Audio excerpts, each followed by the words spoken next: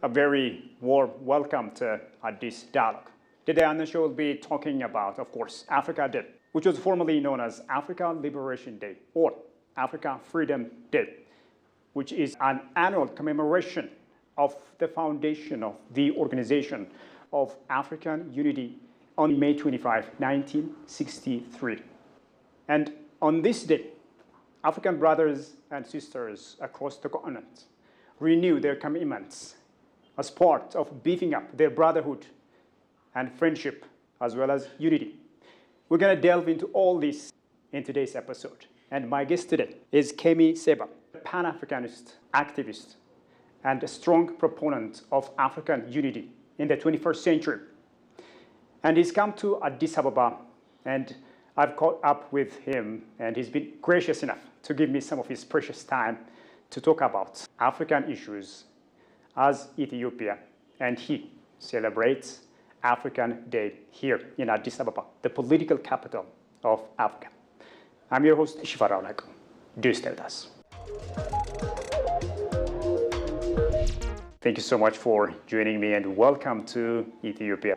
Thank you very much. Well, let's first off talk about some of the major activities as a Pan-Africanist and a strong supporter of African unity and solidarity.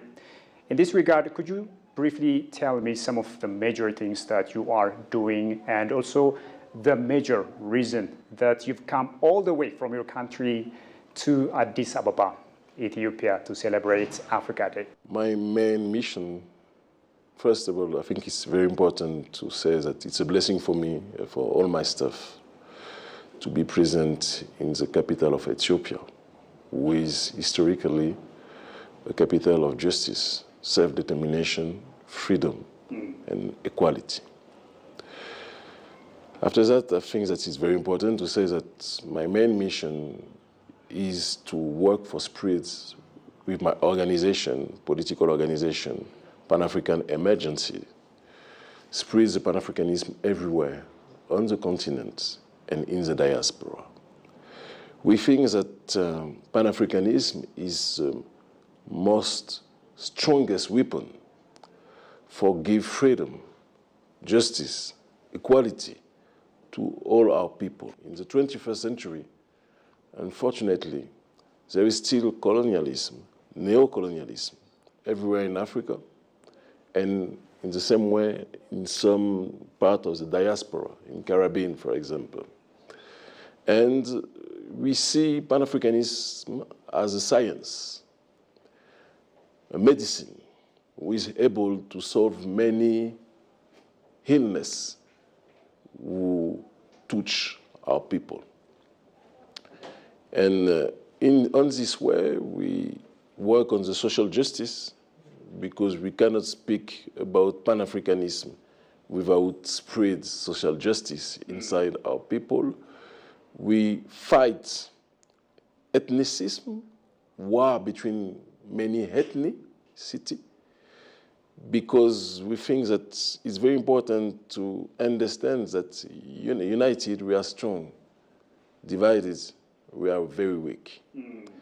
And last point, we fight against, obviously, neo-colonialism, because in many regions of Africa, neo-colonialism is still alive, as I told you at the beginning of this interview. And on this way, in the French-speaking Africa particularly, our political movement, Pan-African Emergency, organized long time ago, grassroots mobilization, and we continue for self-determination against economical colonialism and against military bases, foreign military bases, who have the attitudes, in my mind, in my perspective, the attitude of colonizer in this 21st century. So that's some part of our mission. And I deeply believe that civil society has a mission, very important. We cannot wait that only the elite, African elite, make the job, political job for the population. I think that we cannot wait for that. We need to be actor of our destiny. We need to be the center of the destiny of our population. And that's for this reason that grassroots political Pan-Africanist movements were created. There is 10 years ago now, and we will not stop. I think that it's a mission for many generations. United, we stand, and divided, we fall. That's the message, I think.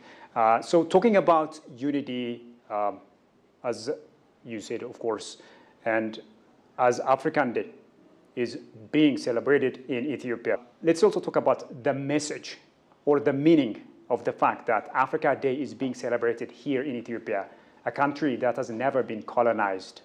I think that we need to be more precise on this understanding about the Africa Day. I think that it's African Liberation Day in reality. And when we speak about liberation, that means that there is still oppression.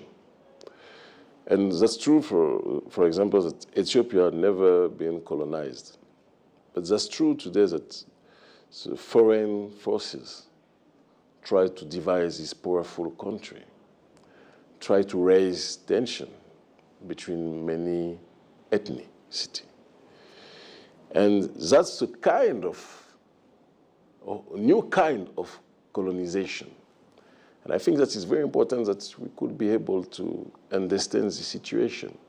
That's true, definitely, Ethiopia never been colonized. And for example, for this action, for this reality, it's an example for all African people. But in the same way, because we are focused on the struggle against new colonialism too, I think it's very important to understand the new kind, a new form of colonization. Before, the former kind of colonization was white military bases and foreign forces on our land. But now, there is a lot of cooptation. There is a lot of manipulation of some part of the population in many African countries. And they try to divide all these parts of African country. And this reality is true everywhere. In Sahelian region, in Eastern Africa, in Western Africa, in Central Africa. And I think that we need to be very, very, very focused on this observation and on this particular period of time for our people. Interesting. Still is staying on Africa Day.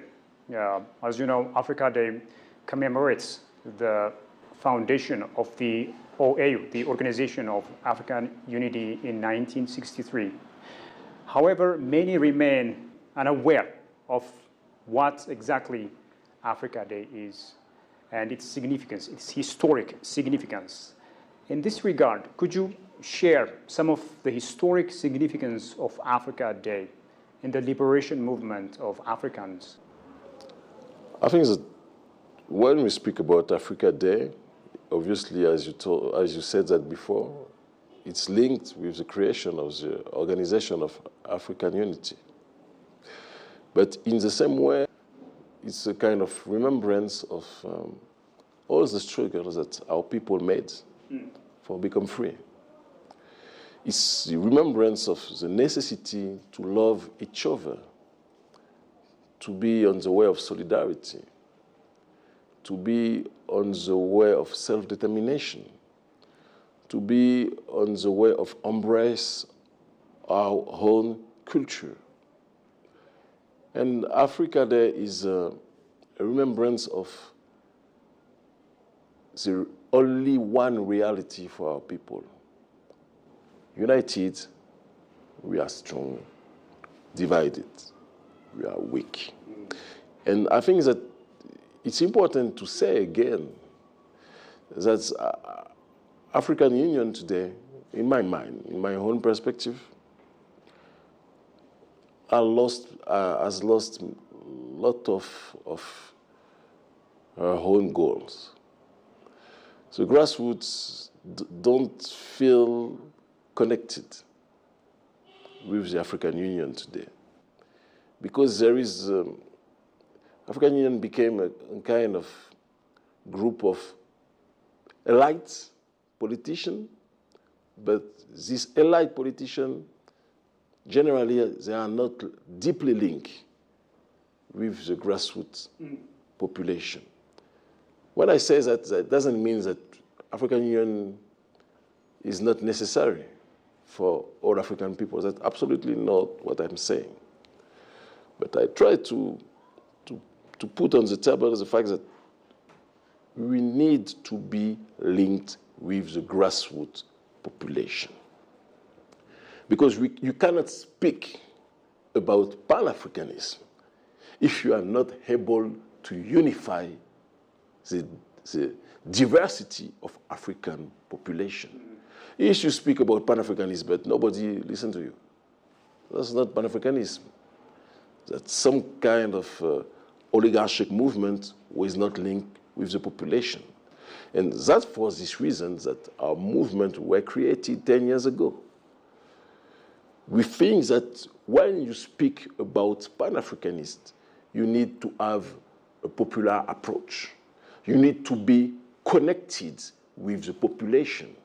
You need to be understood by the population. Talking about some of the successes, some of the achievements of the Pan-Africanism movement, what are some of the major success stories that have been achieved so far?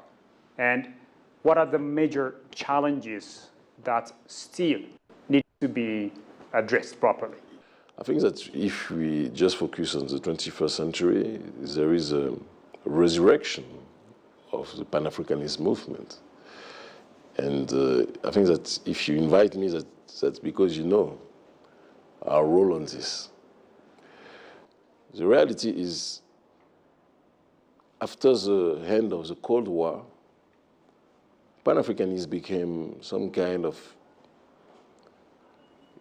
university, so-called intellectual ideology, only for the so-called thinkers, a little group of so-called thinkers in Africa, but it was disconnected from the grassroots. And our generation, during these last 26 years, decided to put on the table the Pan-Africanism ideology and try to spread this Pan-Africanism in the rank of the grassroots. And we incorporate the necessity to make a real and deep analysis of the geopolitical situation is in the 21st century. Because the problem is many people at the beginning or at the end of 20th century and at the beginning of the 21st century, when there was spoken about Pan-Africanism, it was only for speak about the past. Thomas Sankara, His Excellency Haile Selassie, Kwame Nkrumah, Amilcar Cabral, and many, many, many great leaders, Marcus Garvey, and etc., etc. But it was the past. And many of them, so-called scholars, were not able. They were not able to make a deep analysis of the present time for African people and the diaspora. And our grassroots movement incorporates the struggle against new colonialism, the necessity to make some kind of acceleration about the integration in Africa, because it was the major goal, the main goal of the founding fathers of the African Union. And I think we were able to raise a new kind of thinking about and around Pan-Africanism and about Pan-Africanism. And today, there is a new kind of thinking inside the new generation of African about Pan-Africanism. A new kind of thinking with adapted with the 21st century, the globalization, the new kind of colonization. What are some of the encouraging developments that Africa is going through that you are proud of and that should be scaled up continent-wide? I think that what you say about the Saharan region is the first example of this good example that Pan-Africanism in the 21st century can give. There is a new revolution, a new way of thinking. That long time before the military leader in the Saharan region take power, we organize with other grassroots mobilization for give power to our people. And it was at the end of this process of grassroots mobilization, we need to be clear about that, that the military leader, the president of Niger, His Excellencies Abdurrahman Tiani, the president of Burkina Faso, His Excellencies Ibrahim Traoré, and the president of Mali, His Excellencies Assimi Goïta, they decided to take power, but it was different with the former time. This time they were at the end of a process. And if the historian don't make good, wisely the job, they will miss this step and they will not understand what's happened. Because normally when there is a so-called coup d'etat, it's not supported by the people. But if it's supported by the people, it's because it's a part of a long process before this coup d'etat. That doesn't mean that everything is perfect. We need to be in the way of critique ourselves. You know, I think it's very important. But there is a lot of good points, even if we can say many things for be better. But we need to remember that without the people, Saharan region and the military leader are nothing. It's very important to say that without the people, without the social justice, without equality, without respect of people, the leader of this region will disappear. So that's for this reason that we say, because we are linked with them and we love deeply them, that they always need to remember what was the basis of this revolution. And the basis was the people. Some of them had risked their life for that. I was put in prison, in jail. A lot of time for this struggle. Many people in our organization, they knew the same results. And some brothers still are in jail. We need to talk about that too. And to understand that we need to be united on this way. Kemi Seba, thank you so much for coming to Ethiopia to be part of this continental event, and of course for your wonderful ideas. I really, really appreciate it. Thank you very much for everything, for your invitation, for this interview. With that, we come to the end of today's program. Many thanks to you as well for having been with us so far. Until I see you next time with yet another program, it's a goodbye from me, Shifa Rawlak. Take care and stay safe.